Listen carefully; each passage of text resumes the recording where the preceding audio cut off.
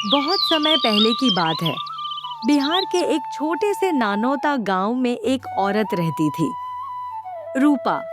वह न केवल बेहद मेहनती और ईमानदार थी, बल्कि खाना बनाने में भी उसकी कारीगरी लाजवाब थी।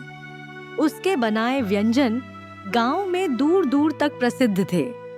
रूपा खुद ही कमाती थी और अपने घर को संभालती थी, क्योंकि उसके पति का ऑटो चलाने में एक हादसा हो गया था। उसका पैर फ्रैक्चर हो गया था और वह व्हील चेयर पर ही चलता था। पैर ठीक कराने में कुल 2 लाख रुपए का खर्च था। इस वजह से रूपा गांव के बड़े व्यापारी सुभाष मल्होत्रा जी के घर काम करती थी।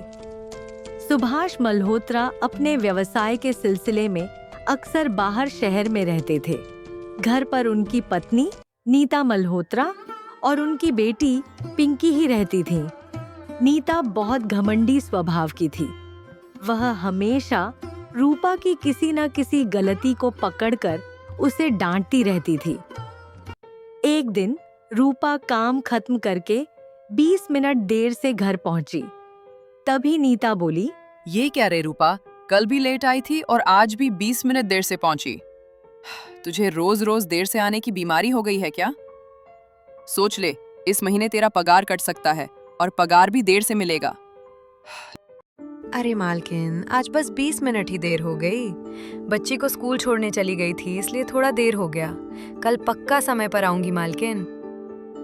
लो बोलो, अब तुम गरीब लोगों के बच्चे भी स्कूल जाने लगे तो फिर हम जैसे अमीर लोगों के बच्चे कहाँ पढ़ने जाएंगे? गवार कहीं की। वो सब छोड़िए मालकिन, आप बताइए खाने में क्या बनाना है? वही बना देती हूँ जल्दी से। बेटा पिंकी, तुम ही बता दो कि खाने में क्या बनेगा। तुम्हें जो खाना है तुम बोल दो। इतना कहकर नीता वहां से चली गई।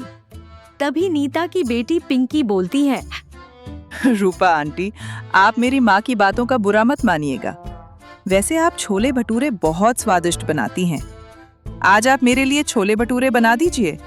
रूपा फटाफट मालकिन और उनकी बेटी के लिए गरमा गरम स्वादिष्ट छोले भटूरे बना देती है, साथ में ताजा रायता भी।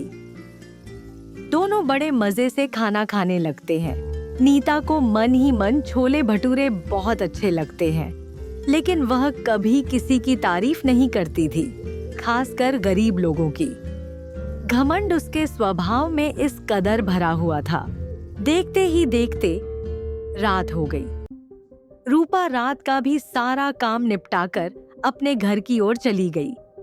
घर पर उसका पति और उनकी एक बेटी उसका इंतजार कर रहे थे। घर पहुंचते ही रूपा सबके लिए सब्जी रोटी बनाती है। तीनों मिलकर खाना खाते हैं और फिर आराम से सो जाते हैं। अगली सुबह रूपा जल्दी उठती है, घर का सारा काम निपटाती है, अपनी बेटी को स्कूल छोड़ती है और अपने लिए टिफिन भी तैयार करती है। आज वह नीता के घर जाने के लिए समय से पूरे 10 मिनट पहले ही निकल पड़ती है। रूपा रास्ते में तेजी से जा ही रही होती है। तभी सामने से एक बाबा आ जाते हैं और कहते हैं, अरे बेटी, मुझे बहुत तेज भूख लगी है। क्या तुम अपने डब्बे में से थोड़ा खाना मुझे दे सकती हो? रूपा सोचने लगती है, क्योंकि अगर वह अपना टिफिन लेकर नहीं जाती तो मालकिन उसे अपने घर का खाना नहीं खाने देती थी। वह गरीब जो थी। फिर भी बिना ज्यादा सोचे समझे रूपा अपना टिफिन बाबा को दे देती है। बाबा प्यार से उसे स्वीकार करते हैं और वहीं बैठकर खाना खाने लगते हैं। बाबा बहुत समय से भूखे थे, इसलिए रूपा उनसे कुछ नहीं कहती और उन्हें चुपचाप खाने देती है। खाना खाकर बाबा बहुत खुश हो जाते हैं और मुस्कुराते हुए कहते हैं, बेटी, तुम्हारा खाना बहुत स्वादिष्ट है और तुम दयालु भी हो, लेकिन तुम्हारे साथ अभी कुछ ही देर में बहुत बुरा होगा और वह बुरा अच्छे में भी बदल जाएगा तुरंत। क्या बात कर रहे हैं बाबा? पहले गलत होगा फिर अच्छा होगा? मैं कुछ समझी नहीं बाबा। तभी रूपा को अचानक याद आता है कि आज वह फिर से आधा घंटा लेट हो गई है। रास्ते में वह यही सोचती रहती है कि उसके साथ क्या बुरा होने वाला है और क्या अच्छा। बाबा ने उसे किस संकट में डाल दिया है। जैसे ही वह अपनी मालकिन नीता के घर पहुंचती है, नीता बाहर कुर्सी पर बैठी होती है और उसकी बेटी भी वहीं बैठी होती है। तभी नीता कड़क आवाज में कहती है, चली जा रूपा, जाकर कहीं अपना नया काम देख ले। यहाँ अब तेरी कोई जरूरत नहीं है। अगर आज तुझसे कुछ नहीं बोली तो इसका मतलब ये नहीं कि तू रोज रोज आधा घंटा देर से आएगी। आज से तू अपना कोई और काम देख ले। मेरे यहाँ तेरे लिए कोई काम नहीं है। रूपा कुछ कहने की कोशिश करती है, लेकिन नीता उसे धक्के मारकर भगा देती है। रूपा की एक न सुनी जाती है। वह रास्ते भर रोते रोते अपने घर पहुंचती है। तभी उसका पति, जो व्हील चेयर पर ही बैठा था, पूछता है, अरे क्या हुआ रूपा, तुम इतनी परेशान क्यों हो और रो क्यों रही हो? और तुम आज काम पर भी नहीं गई? क्या बताऊं जी, मैं काम पे जा रही थी, तभी रास्ते में एक बहुत ही भूखे बाबा मिले। मैंने उन्हें अपना टिफिन खिला दिया। वो खाना खाते हुए मुझसे कुछ बातें बता रहे थे। वही सुनने में मुझे देर हो गई। इसी वजह से मैं आधा घंटा लेट हो गई और आज मालकिन ने मुझे काम से निकाल दिया। यहाँ दोनों पति पत्नी परेशान थे। वहीं नीता की बेटी पिंकी भी अलग ही परेशान थी। वह सोच रही थी, रूपा आंटी इतना अच्छा खाना बनाती थी, अब कौन बनाएगा? उनके हाथों के छोले भटूरे, वाह कितने स्वादिष्ट लगते थे। माँ ने तो बहुत गलत किया। रूपा आंटी बेचारी, अब आप कौन सा काम करेंगी? ये सब पिंकी बैठे बैठे सोच ही रही थी कि तभी उसे याद आता है कि क्यों ना मैं अपनी पिगी बैंक में जमा किए हुए पैसे रूपा आंटी को दे दूं? उन्हें कुछ काम आ जाएगा। पिंकी फटाफट अपने पिग्गी बैंक के सारे पैसे निकालकर जमा करती है और उन्हें लेकर सीधे रूपा आंटी के घर पहुंच जाती है। घर पहुंचते ही वह दरवाजा खटखटाती है। रूपा आकर दरवाजा खोलती है। दरवाजे पर पिंकी को देखते ही रूपा बोलती है, अरे बेटा पिंकी, आओ आओ अंदर बैठो। कैसे आना हुआ? रूपा आंटी, आज सुबह जो आपके साथ हुआ मुझे बहुत बुरा लगा। मेरी माँ ने आपके साथ बहुत गलत किया, लेकिन मैं आपके छोले भटूरे के बिना नहीं रह सकती। मैं चाहती हूँ कि मेरे पास कुछ पैसे हैं और आप इन्हीं पैसों से गांव में एक छोले भटूरे का ठेला लगा लें। इससे आप काम भी करेंगी और आपका काम भी चल जाएगा और अंकल का इलाज भी हो जाएगा। मुझे भी छोले भटूरे खाने को मिलेंगे। प्लीज़ आंटी, मना मत करना। मैं बहुत उम्मीद लेकर आई हूँ। मेरे पैसों को ले लीजिए और छोले भटूरे का ठेला लगा दीजिए। लेकिन बेटा, मैं ये पैसे ऐसे कैसे ले सकती हूँ? अगर तुम्हारे घर में पता चल गया तो तुम्हें डांटेंगे। बेटा, तुम ये पैसे वापस ले जाओ पिंकी। अरे रूपा आंटी, किसी को भी पता नहीं चलेगा। मैंने ये पैसे घर में भी किसी को नहीं बताए हैं।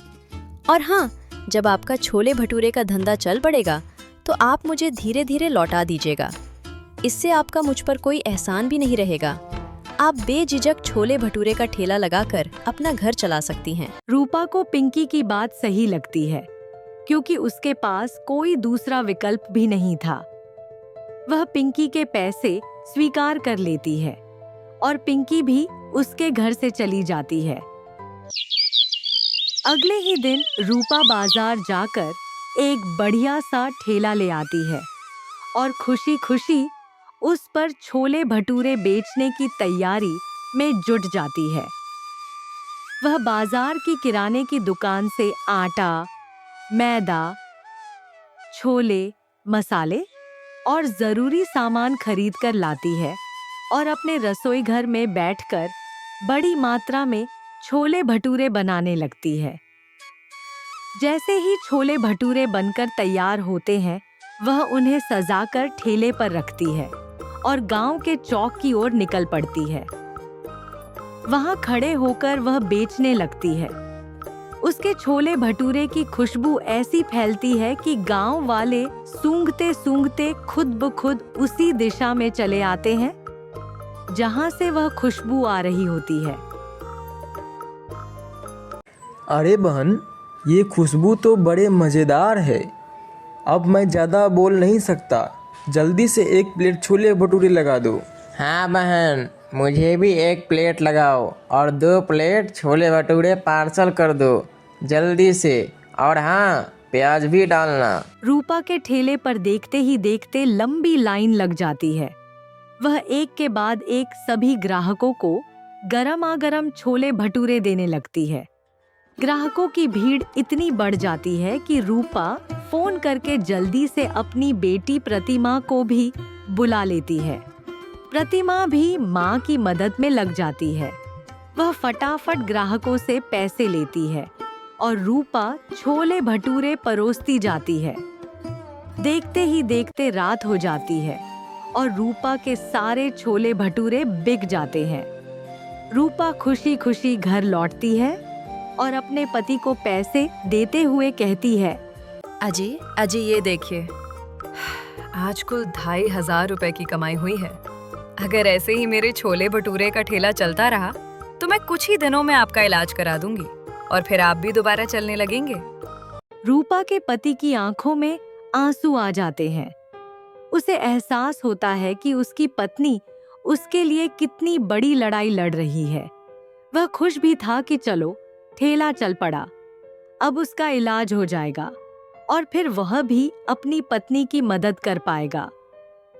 अगले ही दिन रूपा पूरे जोश के साथ बाजार से सारा सामान लाती है।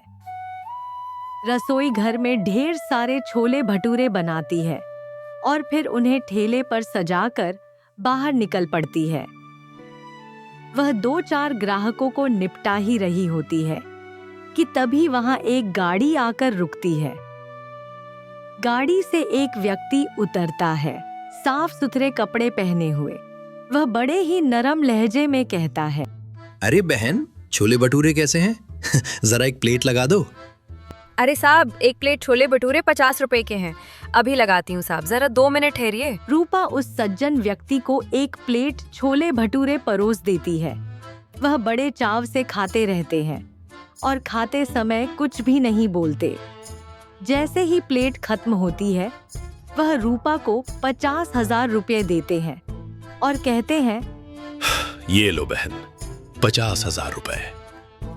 अरे साहब, ये तो सिर्फ 50 रुपए की ही छोले भटूरे की प्लेट है। आप मुझे 50,000 रुपए क्यों दे रहे हैं? ये एडवांस है, 50,000 रुपए। यहां से 20 किलोमीटर दूर शहर में मेरी एक बहुत बड़ी कंपनी है। वहां मेरे कर्मचारियों का रोज लंच होता है। वे खाने के लिए दफ्तर से दूर चले जाते हैं और देर से लौटते हैं, जबकि खाने का खर्च मैं ही उठाता हूं।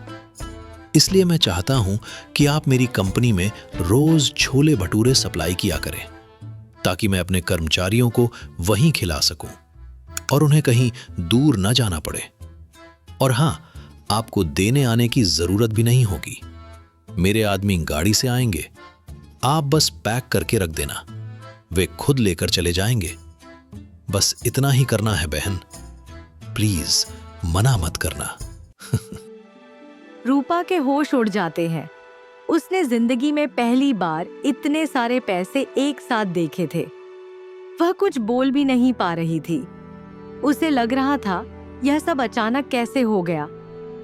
दुकान खोले अभी दूसरा ही दिन था और उसे इतना बड़ा ऑर्डर मिल गया, जिन पैसों के बारे में उसने कभी सपने में भी नहीं सोचा था। रूपा खुशी खुशी हामी भर देती है। जैसे ही उसके सारे छोले भटूरे बिक जाते हैं, वह फटाफट घर की ओर दौड़ती है और अपने पति को यह खुशखबरी सुनाती है। अजय, आज सुबह जब मैं ठेला लगाने गई थी तो मेरे ठेले पर एक बहुत ही अमीर और सज्जन व्यक्ति आए थे। उन्होंने पूरी कंपनी के लिए मुझे रोज 100 प्लेट छोले भटूरे भेजने का बड़ा ऑर्डर दिया है और उन्होंने मुझे एडवांस में 50,000 रुपए भी दिए हैं।